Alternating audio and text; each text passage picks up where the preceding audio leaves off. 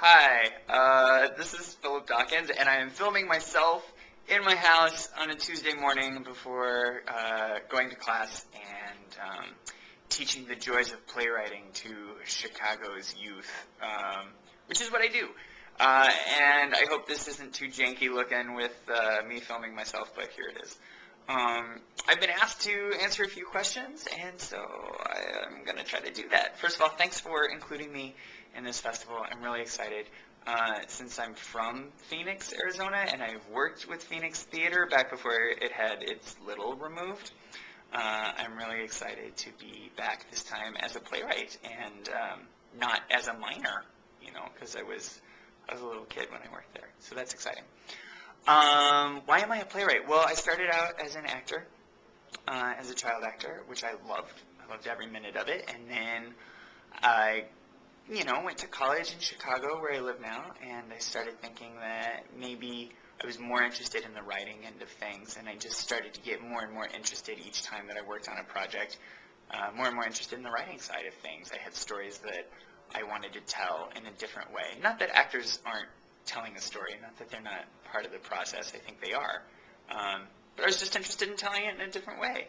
And I know a lot of people say, like, oh, well, I write because I couldn't imagine doing something else or because I have to.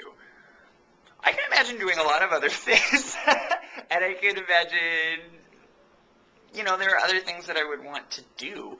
But this is the thing that I choose to do because I think it's one of the hardest and one of the most fun. So that's why I write, because it's enjoyable to me. I think I have a pretty great life. I want to show you a little bit of my process, okay? So right now I'm working on a couple things, and I usually write on sticky notes, and when I have a thought or an idea or a quote or a piece of research, I'll write it down on a sticky note and just throw it in a box, like an old box of tea or something like that, after I've taken the tea out.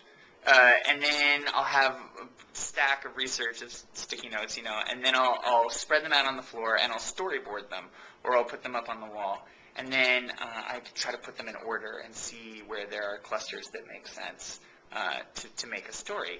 And then I'll also see where there are literal holes in the story, where there are places that need more sticky notes or more research or more thoughts and ideas. So right now I'm working on a couple things. I'll take you on a quick tour. All right, here we go. The world is moving. So this is a screenplay I'm working on right now that I'm massively rewriting. So you can see I've kind of spread it out all over the floor here. There it is. I promise this makes some sort of sense to me. But there we go. That's the opening prologue of this thing that I'm working on. There it is in bulk form. Here's a children's play that I'm working on that has a later deadline, so it's over here. I'm basing some of the banter on old Bob Hope things. So here's some stacks of things that I'm working on. All right, here's a tea box full of stuff. Very interesting, I know. Yeah, I think that's it. And then I'll usually I'll throw up a bunch of sticky notes up here in front of my computer so that I can see what I'm working on and take them off one by one. Why did I write Reykjavik?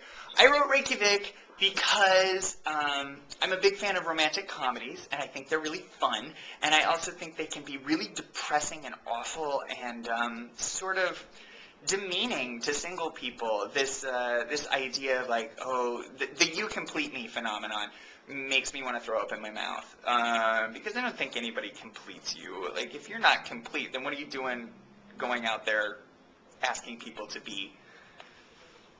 to invest in your life? I think people can certainly make you better, because we challenge each other, but this whole I'm incomplete until I meet somebody else. So I wanted to write the response to that. I wanted to write the story of what happens when a boy and girl meet and don't fall in love, even though they are told that they're supposed to. I wanted a hyper-gendered story full of people who buy into rules about what it means to be a certain gender, what it means to be a certain age, what it means to live in a certain environment, and I wanted people who had grasped onto the rules and the language predominant in romantic comedy. If you took the ideas of fate and destiny and being meant to be with somebody, if you took those out to their fullest extreme, what would be the result of that? What would be the conclusion? And hopefully that's what Reykjavik is. Hopefully it's fun, and it's an opportunity for these people to live in a world where everything that's ever been said about fate is true, and what does that mean? And how ridiculous is that? That's it. In terms of when I started writing it, it was a while ago, and it's gone through a bunch of iterations. I've had a couple readings in Chicago. I had one in New York at a theater called Studio 42, which went really well. Audiences really seem to like it. It's constantly growing and evolving the way that I am, and I expect that it will grow and evolve during this festival. So I'm looking forward to it. And I've already talked too much. So I hope you enjoy it. I hope you come see this show and this reading, and I look forward to getting your feedback. Thank you for having me back in Arizona in July. I'm leaving. You know, people live in Chicago all year just so that they can experience our wonderful summer. And I'm leaving it to come to Phoenix. That's how much I love you. All right. Bye.